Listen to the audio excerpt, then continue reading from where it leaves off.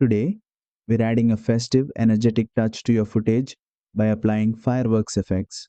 Whether you're editing celebration clips, New Year highlights, wedding videos, or birthday reels, this effect can instantly elevate your visuals. Let's get started. First, import your video into CapCut and tap the clip to select it. Now, scroll along the bottom toolbar and tap Effects. Next, choose Video Effects. Here, you can either browse the Celebrate tab or simply use the search bar and type fireworks.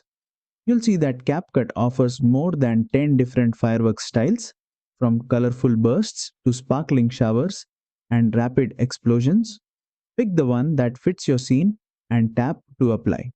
As soon as it's added, you'll see animated fireworks overlaid directly on your video, making it look exciting and festive. To refine it, tap on the effect again to open the Adjustments panel. You'll find sliders such as Speed controls how fast the fireworks animate, increase speed for rapid bursts, or slow it down for a dreamy cinematic feel. Atmosphere adjusts how intense or soft the glowing particles appear.